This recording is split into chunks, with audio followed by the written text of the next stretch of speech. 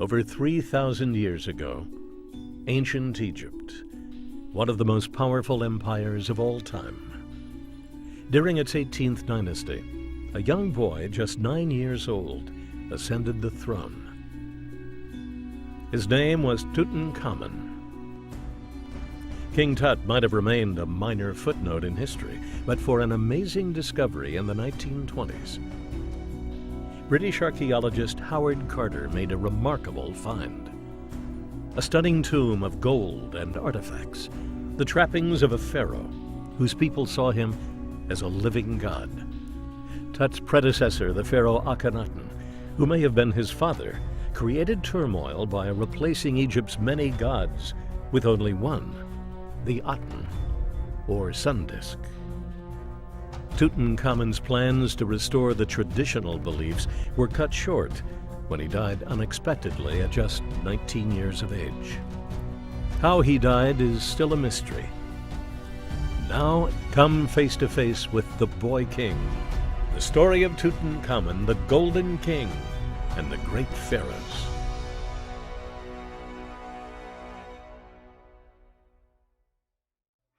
I'm Bill Curtis.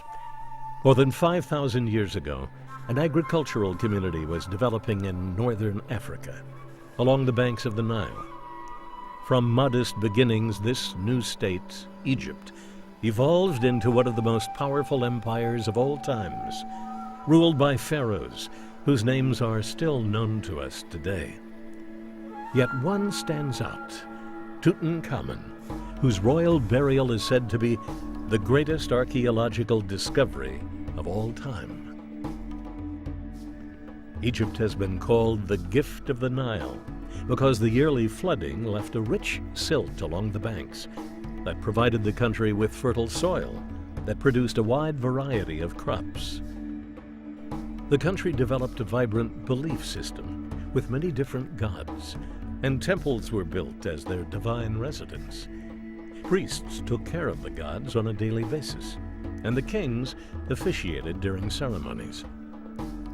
Some temples were for state occasions, such as Luxor and Karnak, but others were part of the funerary complexes the kings built to ensure their immortality. Dr. Zahi Hawass is Egypt's General Secretary of the Egyptian Supreme Council of Antiquities and a world-renowned archaeologist. The thinking of afterlife built ancient Egypt, built Egypt in my opinion.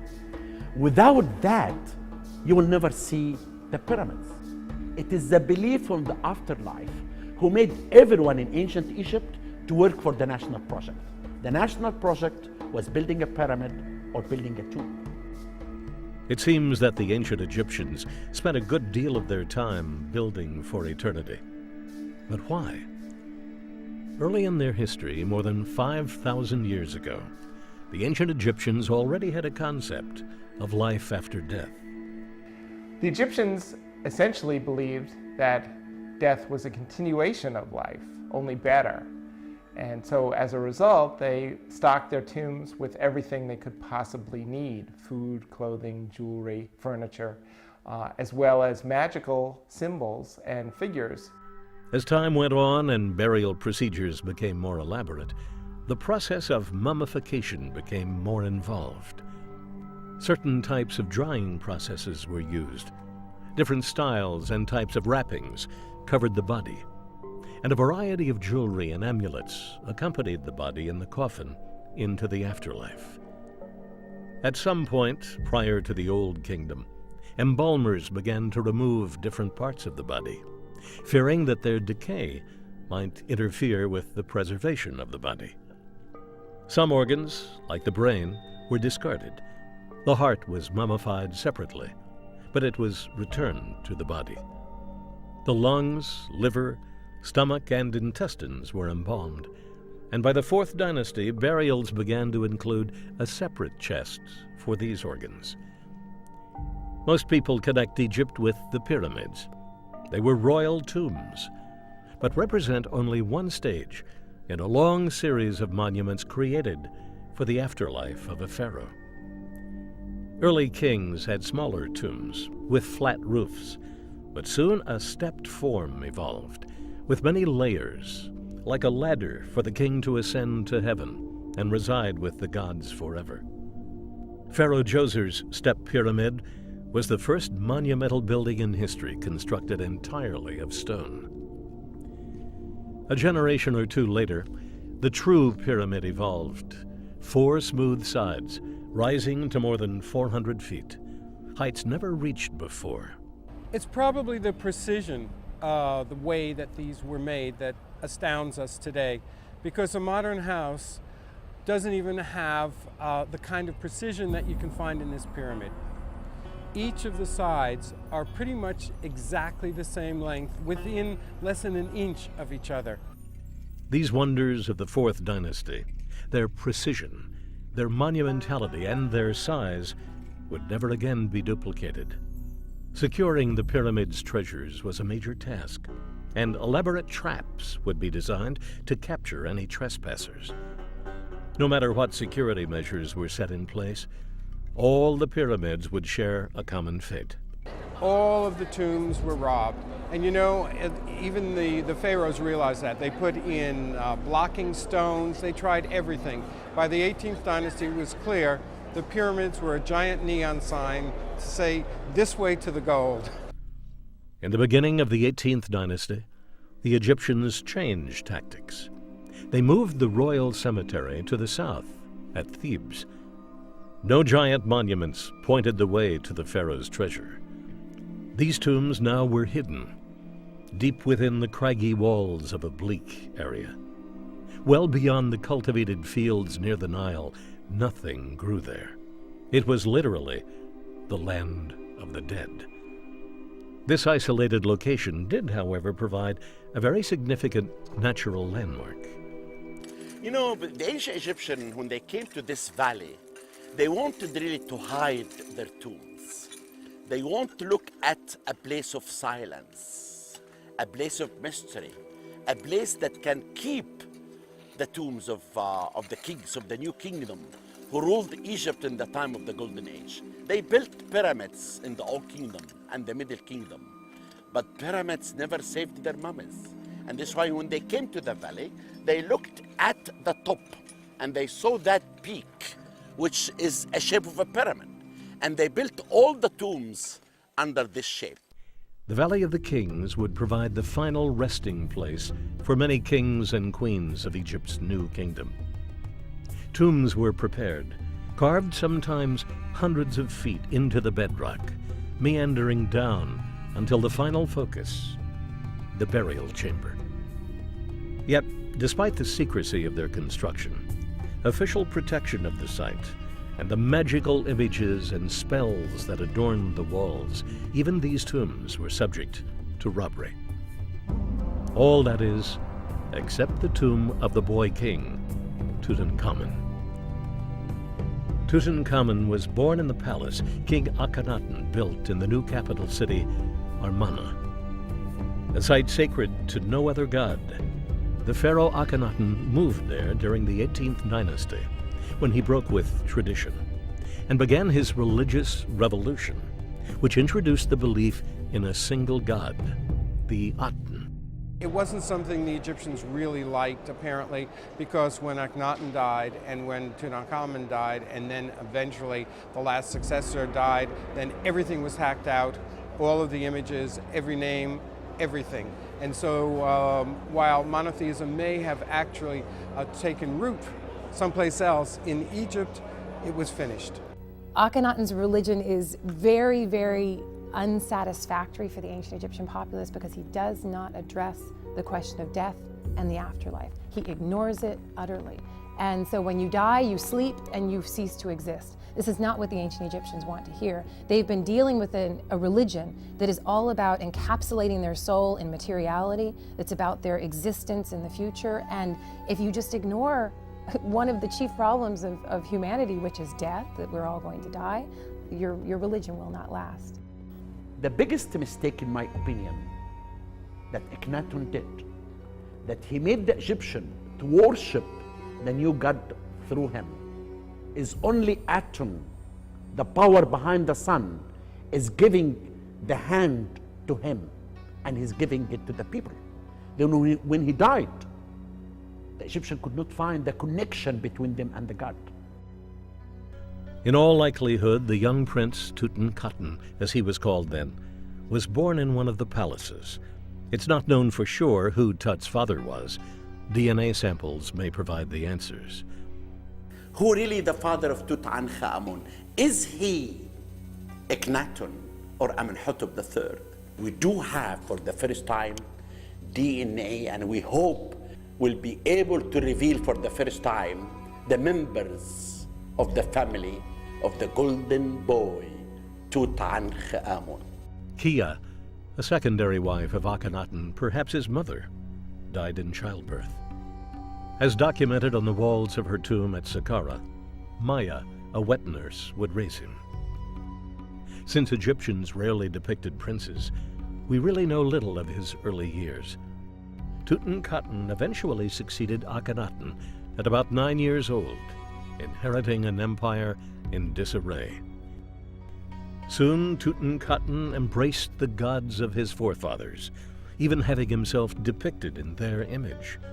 He then changed his name to Tutankhamun to honor the former national god of Egypt, Amun. The boy king would never reach his goals of completely restoring the traditional beliefs, for he died unexpectedly at about 19 years of age. Why did he die? Was it a sudden illness, an accident, or was it murder?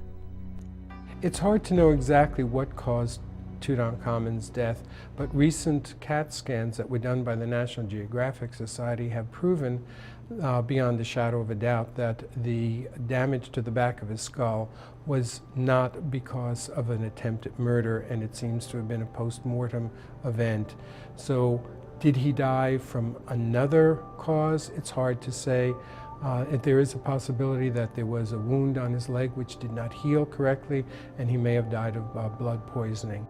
When I moved the mummy and I put it under the CAT scan machine, I found out he died at the age of 19, and I found out that this hole in the back of the head was opened in Dynasty 18 for the Egyptian to put the liquid for mummification. And we found out that there is a fracture in his left leg, and he had an accident 1 day before he died. What kind of an accident? We didn't know. Tutankhamun was probably too young for his tomb to have been completed, so preparers had to make alternative plans for his burial during the 70-day period they had while mummification was taking place. One of the first steps in preparing Tutankhamun's body for burial would have been removing his inner organs and preserving the lungs, liver, stomach, and intestines. Each had its own container. This solid gold coffinette is inlaid with carnelian and colored glass.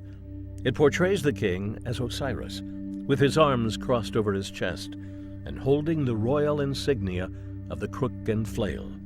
Each organ was guarded by a different god. All four were the sons of Horus. This coffinette held the pharaoh's stomach. A small tomb, never meant to be a royal burial, was finally readied for the king, with one of the 4 small chambers decorated as a burial chamber. This chamber would be stocked with treasures beyond belief, and it remained hidden until early in the 20th century. When we come back, more from our story, and a preview of some of the many treasures that will be on display in a brand new exhibition that will make its North American debut at the Atlanta Civic Center this fall.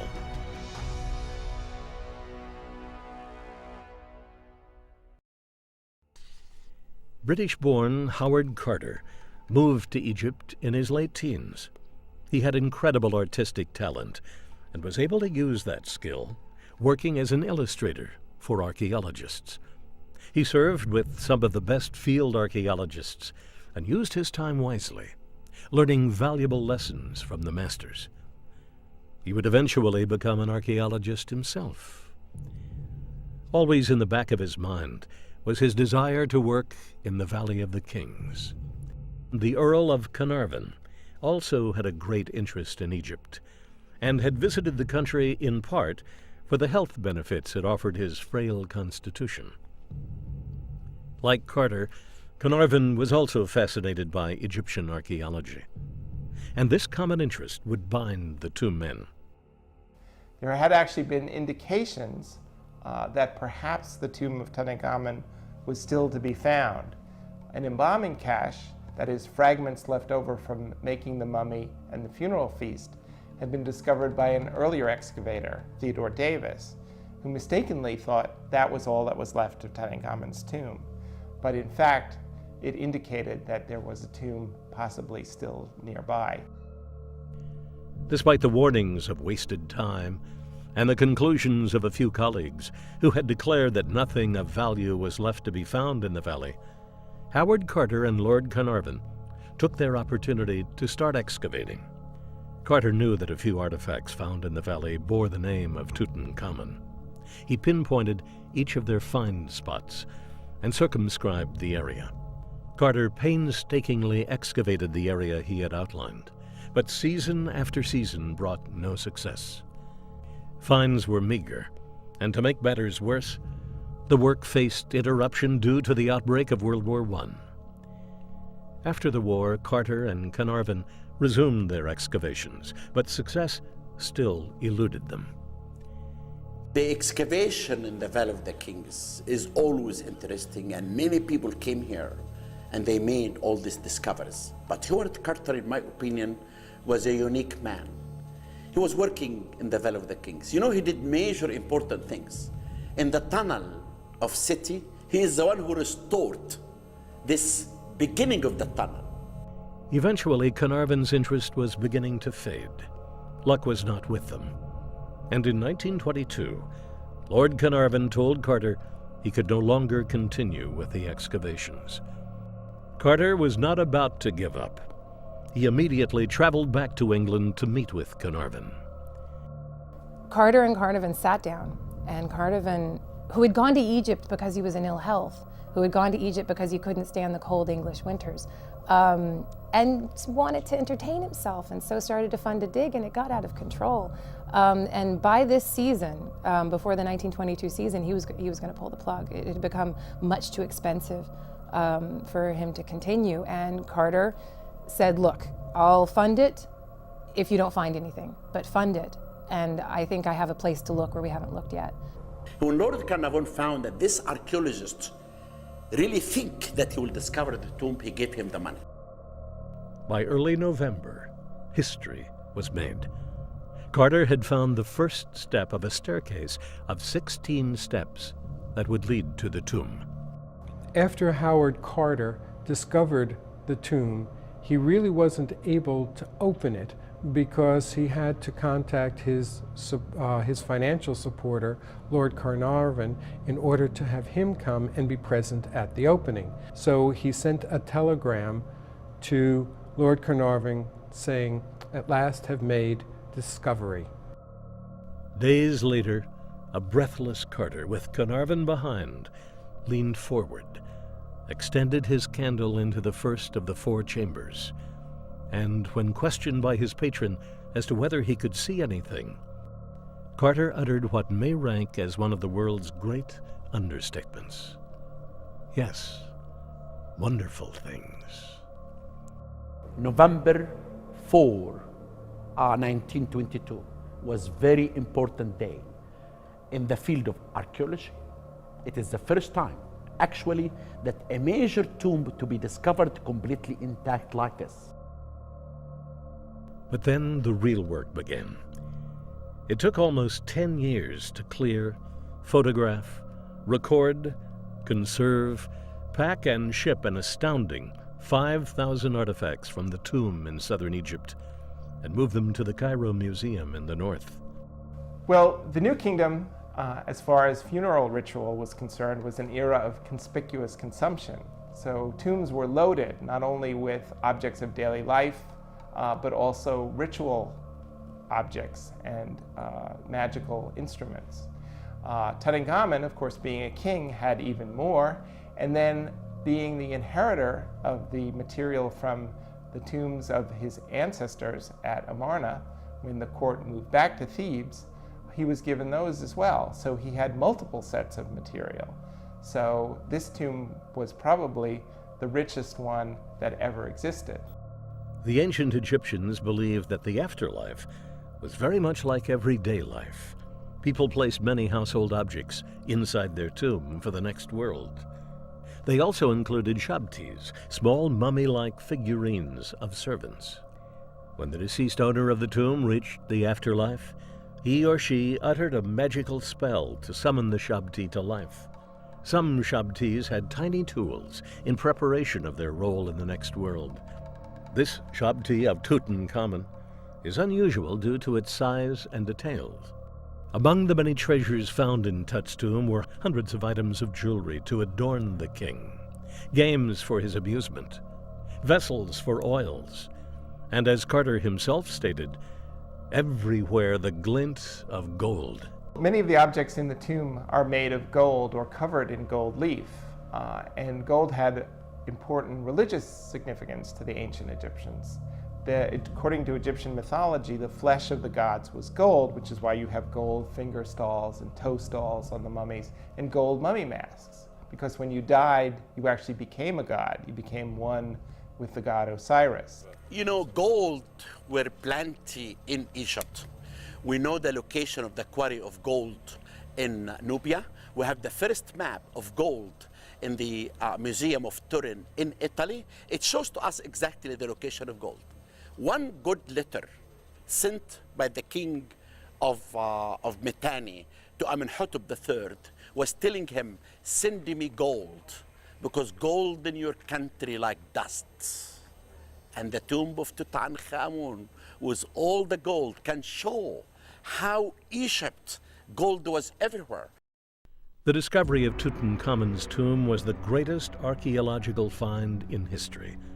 But soon tragedy would strike, and the legend of Tutankhamun's curse would sweep the world.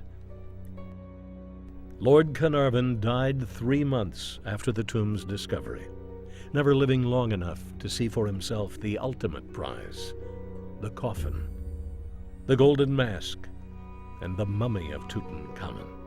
You know, the curse of Tutankhamun actually is one of the most interesting stories that people love to hear all the time, and became famous in the time of Tutankhamun because Lord Carnarvon gave exclusive to London Times to publish anything about the tomb.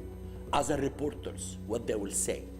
And this is why they existed stories, that anyone who will enter inside the tomb of Tutankhamun, he will be murdered. This text is not true. And Lord Carnarvon's death, 3 months after the discovery, also many stories happened to him. But I will tell you, I never really believed in the curse of the pharaohs. When we come back, a preview of some of the many treasures that will be on display in a brand new exhibition that will make its North American debut at the Atlanta Civic Center this fall.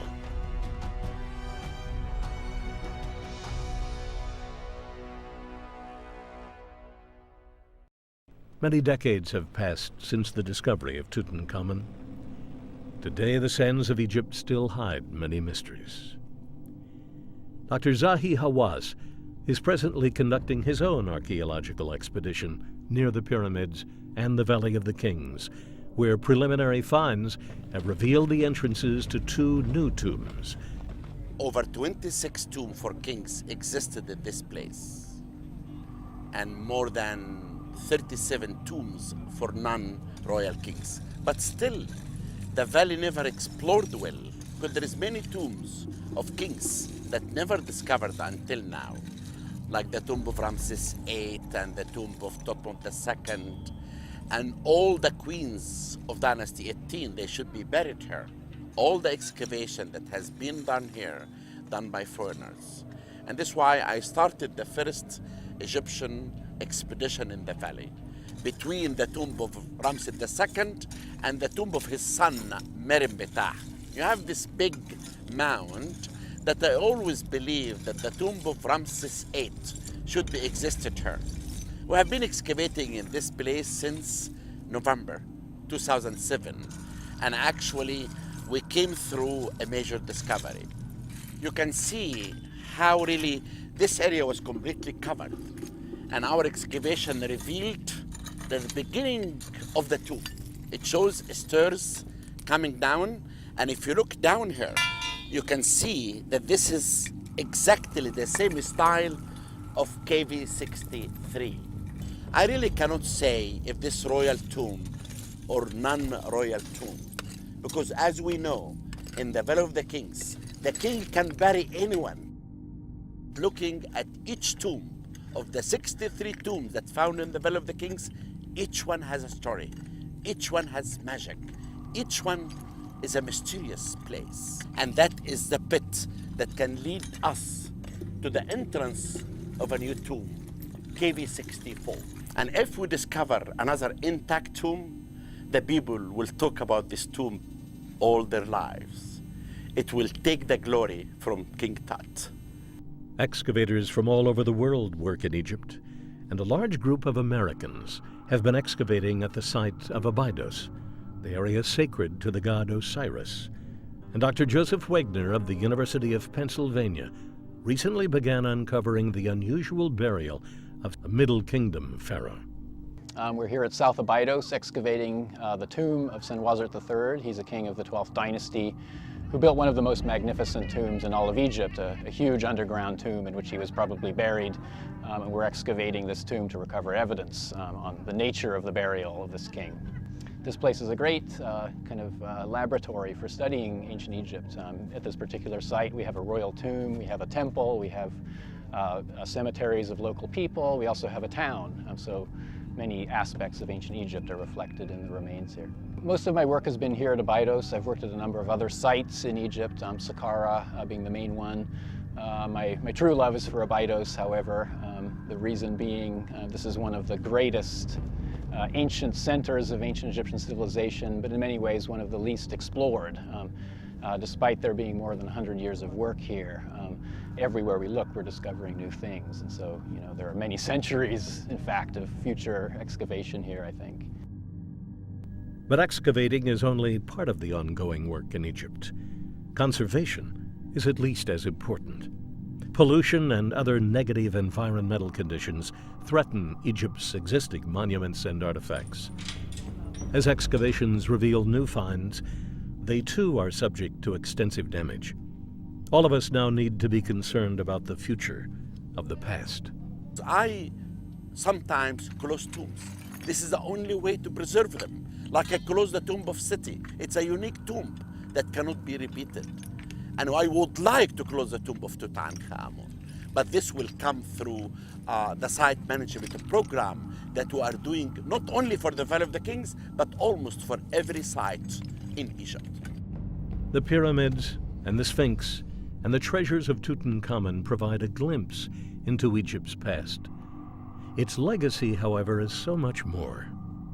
Egypt's great architects gave the world building techniques and elements we still use today. Their scientific knowledge produced medical papyri and the first scene of medical implements. They created the world's first zodiac, and their artists produced some of the most beautiful and accomplished statuary of all times. Over the years, the sands of Egypt have revealed many of these treasures, and today we have a rare opportunity to see a large group of them, along with more than 50 artifacts from Tut's tomb. Since 1922 and through the 70s, Tut mania has gripped the world, and now once again, Tutankhamun returns to the United States in all his glory. Tutankhamun, the Golden King and the Great Pharaohs, is a new exhibition from Arts and Exhibitions International in cooperation with Egypt's Supreme Council and National Geographic. Well, this is a great opportunity for Atlanta.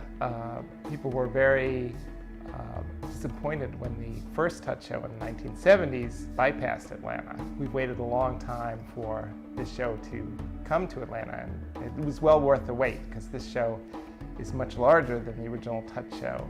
This exhibit includes spectacular artifacts from Tutankhamun, but even more. It details not only the discovery, reign, and burial of the best-known Egyptian pharaoh, it presents a comprehensive analysis of ancient Egyptian pharaohs over a span of more than 2,000 years. Amenemhat III reigned during the Middle Kingdom from around 1818 BC to 1772 BC, during a time of prosperity and peace. His body is youthful, but his features show a more mature ruler. These mythical creatures, with the head of a king and the body of a lion, embodied the authority of the pharaoh with the power and virility of a lion. Sphinxes often guard an entryway or define a boundary. The most famous is the Great Sphinx of Khafre at Giza, a momentous structure carved out of a single piece of stone, standing over 65 feet tall. It guards the front of Khafre's pyramid complex. Senenmut, a famous architect, was thought to be Hatshepsut's lover. He was also tutor to her daughter, Princess Neferuri. Here we see him affectionately embracing the young child. Pets, mostly cats and dogs, often appeared on monuments. This limestone sarcophagus was carved for the pet cat of Akhenaten's older brother, Prince Thutmose. Thutmose was first in line for the throne, but died before he could become king. Ittishedu was an overseer of tomb builders during the times of Khafre and his father Khufu. These statues are unique because they show a low-ranking official at different stages of his life. Here we see a proud older man, comfortable with his social status. This simple bed, made of white painted wood, was found in the antechamber of Tutankhamun's tomb. The mattress is made of woven reeds, and the bed's legs are in the form of lion's feet. Egyptians most likely lay with their heads toward what we would consider the foot, and their feet toward the headboard. I hope that people will take away from this exhibit an appreciation for the great beauty of Egyptian art, the long-lastingness of their civilization, their great humanity. In many ways, they're the ancestors of our own civilization. And also, I hope that they'll support the Carlos Museum so that we can have Egyptian art in Atlanta all the time. Visitors will come face to face with some of the greatest names in Egypt's history. Khafre, the builder of the second pyramid at Giza. Hatshepsut, the first woman who ruled as a king. Akhenaten, the ruler who introduced the concept of a single god. And Ramses, whose name and exploits appear prominently in the Bible. A gallery of traditional gods will provide an overview of the hundreds of gods that comprise the traditional religion. And a spectacular gallery will house the gold of the pharaohs, exquisite creations of gold, silver, semi-precious stones, and glass. And the solid gold death mask of Susenes I of the 21st dynasty.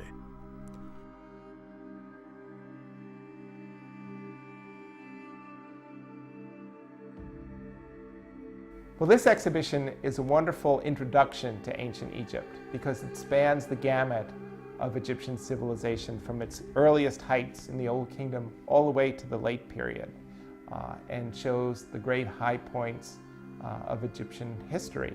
So it puts Tutankhamun in context. So it's a very rich exhibition. So I think it will really benefit anyone who sees it and really give them a good introduction to Egyptian civilization, as well as the story of archaeology, because we have represented some of the greatest finds in Egyptian archaeology, from the first pioneers, Mariette and Maspero, to Zahi Hawass, who's done so much for Egyptian archaeology. So it's really a wonderful celebration of the material of ancient Egypt. No other civilization lasted so long, nor produced such a wealth of information about its culture. But the search continues. All of the questions have not been answered. Egypt's legacy to the modern world is an ongoing process.